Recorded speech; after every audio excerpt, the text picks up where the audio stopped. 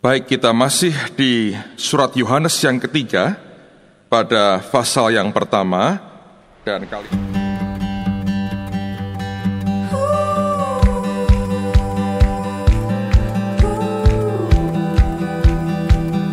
kali ini saya akan membaca bukan hanya ayat yang kedua, tapi saya akan baca dari ayat yang pertama sampai dengan ayat yang ke-8.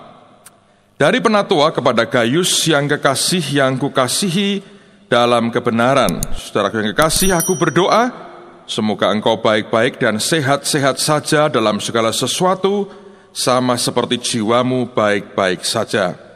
Sebab aku sangat bersuka cita ketika beberapa saudara datang dan memberi kesaksian tentang hidupmu dalam kebenaran.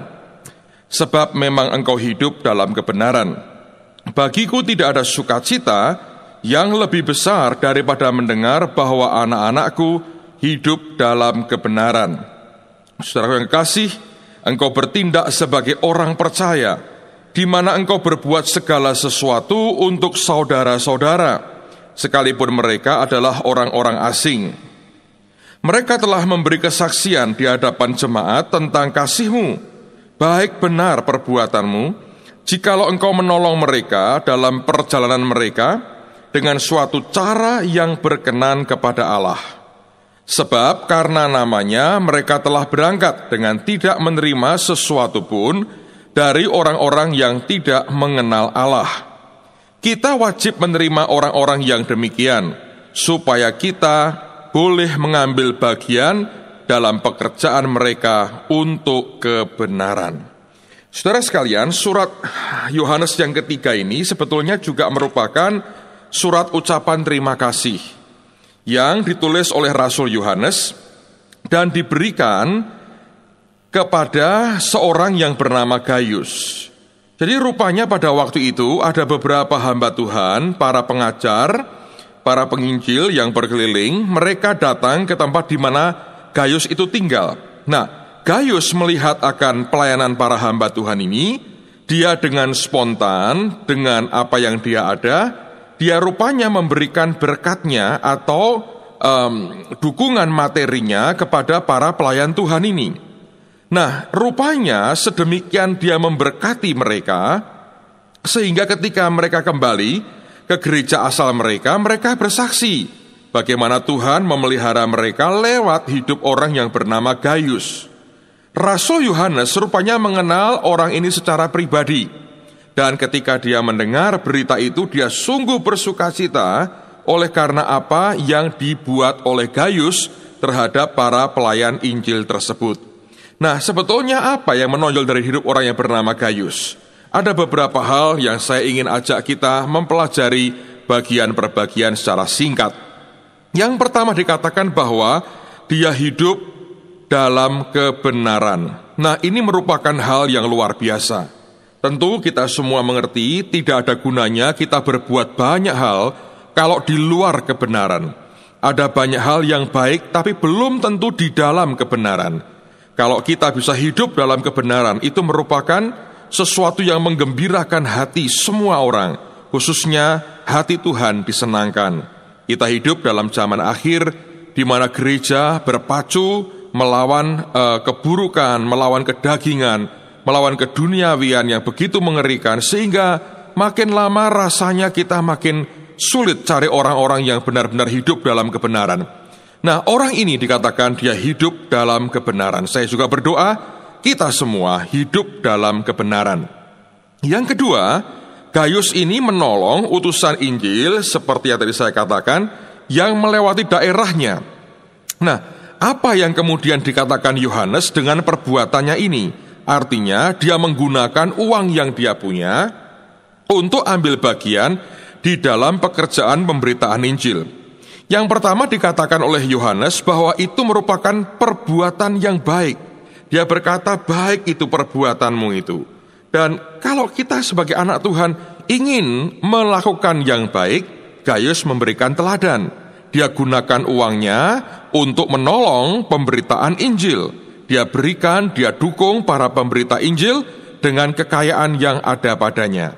Yang kedua dikatakan bahwa ternyata cara tersebut berkenan kepada Tuhan. Nah, bukankah ini yang kita inginkan dalam kehidupan kita? Ada banyak hal yang baik yang kita bisa buat.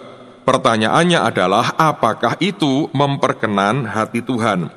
Dengan Gaius memberikan dukungan keuangan seperti ini, ternyata Yohanes mengatakan, dan saya yakin oleh karena inspirasi Roh Kudus dikatakan, itu merupakan cara yang berkenan kepada Tuhan. Nah, kalau kita ingin belajar memperkenan Tuhan, satu di antaranya adalah belajar menggunakan harta kita bukan semata-mata untuk kepentingan pribadi. Belajar dipakai, digunakan untuk membangun kerajaan surga dan memperluas akan kerajaannya. Yang ketiga, Yohanes mengungkapkan dalam suratnya ini bahwa dia berkata, kalau bukan kita, siapa lagi yang harus ambil bagian?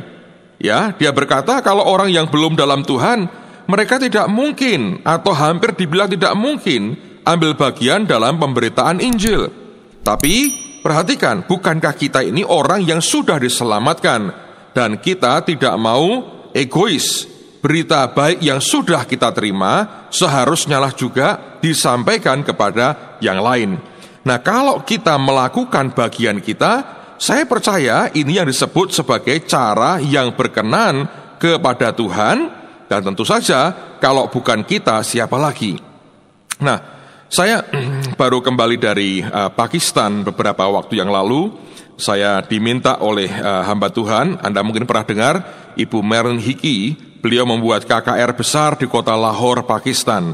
Dan untuk pertama kali, lapangan olahraga yang dipakai untuk hoki, itu merupakan olahraga yang populer di sana, diizinkan digunakan untuk KKR Kesembuhan Ilahi. Dan itu kapasitasnya bisa 90.000 orang, dan praktis dari sejak hari kedua sudah hampir penuh, dan saya yakin itu tiap malam memang meningkat terus jumlahnya, sehingga saya melihat ada begitu banyak orang yang datang setiap malam. Luar biasa. Mereka tentu bukan semuanya orang yang sudah kenal Tuhan, bahkan menurut perkiraan kami, sebagian besar mereka sama sekali belum kenal akan Tuhan. Saya diminta untuk ikut bicara, mengajar dalam training school yang beliau adakan pada pagi harinya. Sekitar 3.000 hamba Tuhan datang setiap pagi untuk dilatih dalam 4 session yang ada, dan saya diminta untuk ikut mengajar. Memang karena keterbatasan waktu sehingga saya hanya bisa beberapa hari, tapi itu sudah menjadikan sesuatu yang berarti sekali buat saya pribadi, juga buat gereja kami, karena kita diberikan anugerah Tuhan untuk bisa ikut ambil bagian dalam pekerjaan Tuhan yang besar.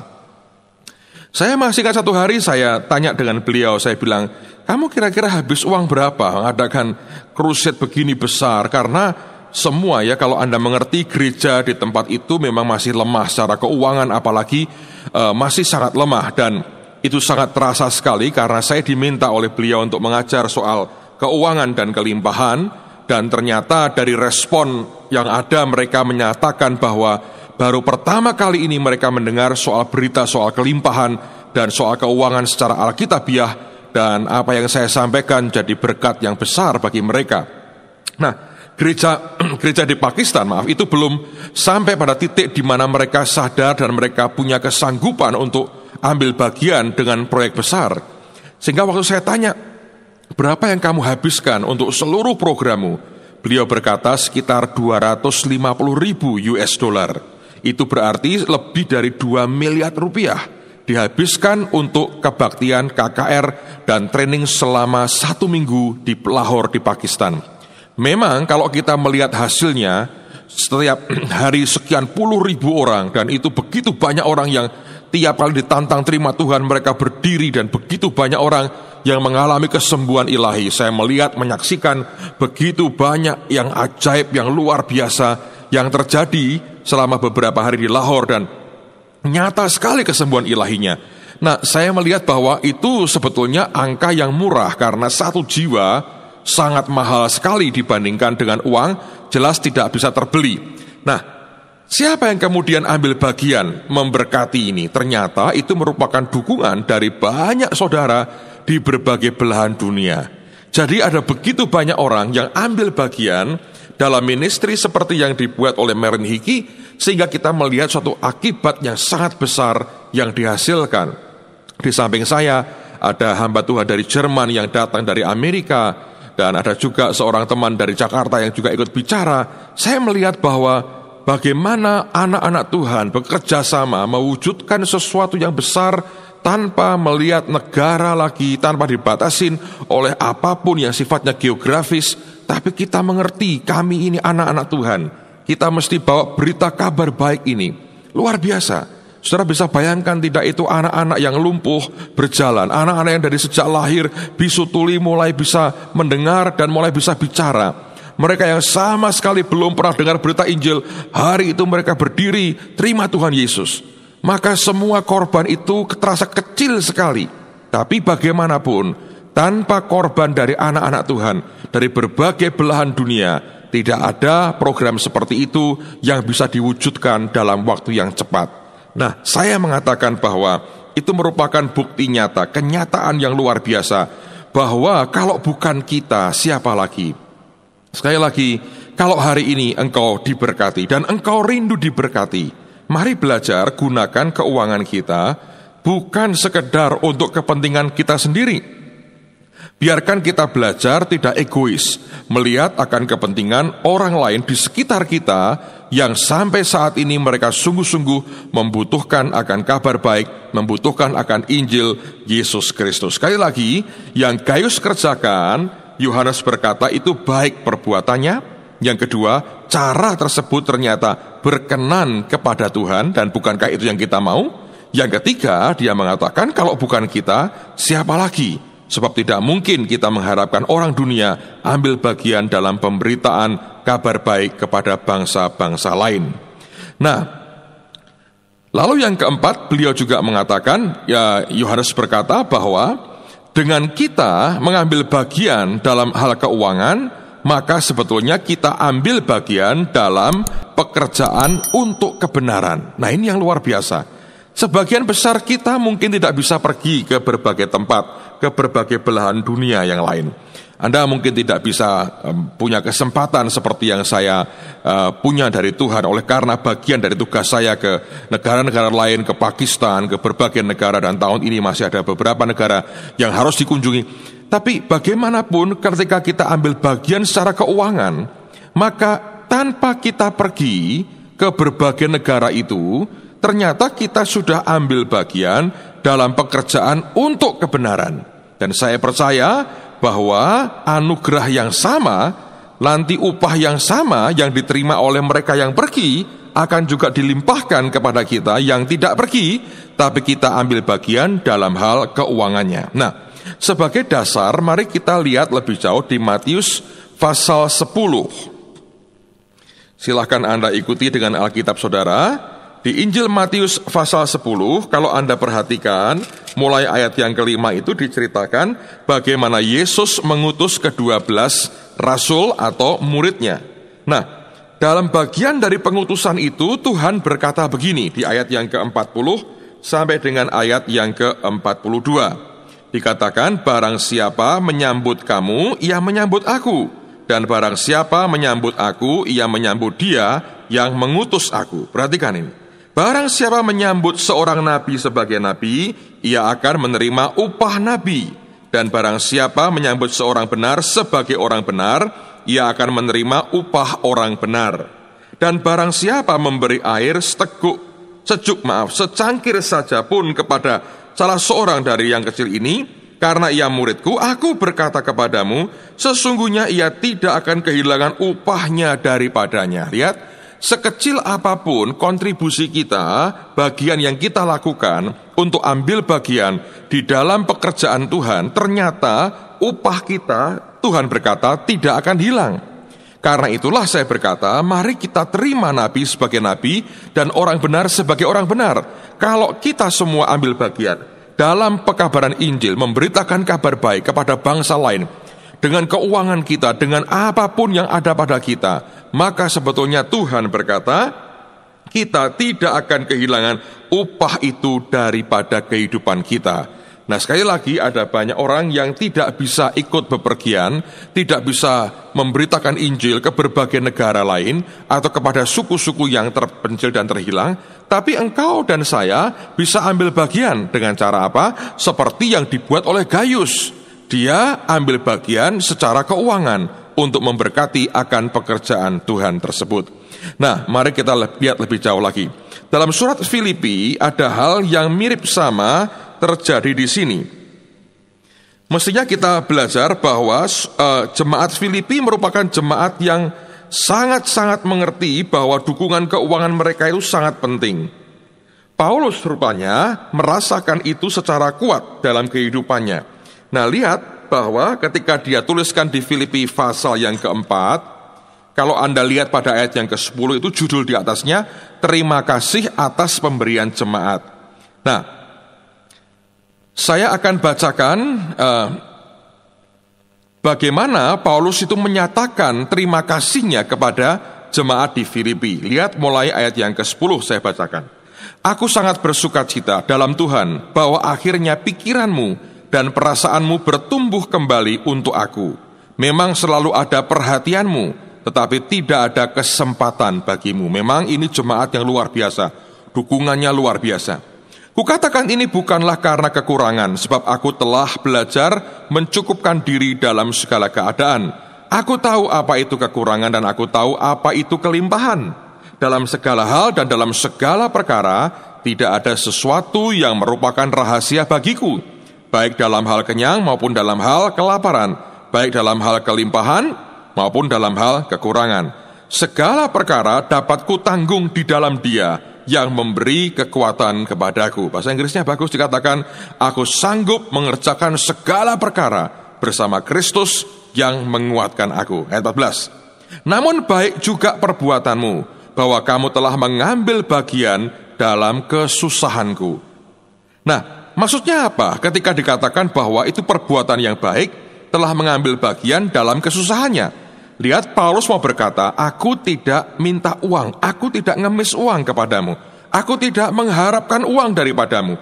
Tapi kalau kamu ngerti tugasmu, kamu ambil bagian dalam kesusahanku dalam memberitakan Injil, dengan persembahanmu dikatakan, itu baik, perbuatan yang baik.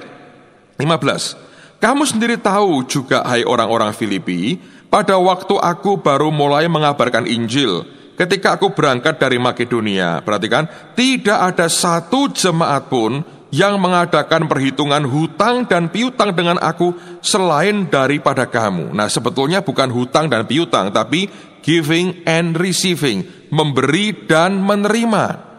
Rupanya jemaat ini tahu, kalau aku memberi, aku pasti akan menerima. Kalau aku menabur, aku pasti menuai. Karena itulah juga mereka dengan antusias mendukung akan pekabaran Injil yang dibuat oleh Paulus.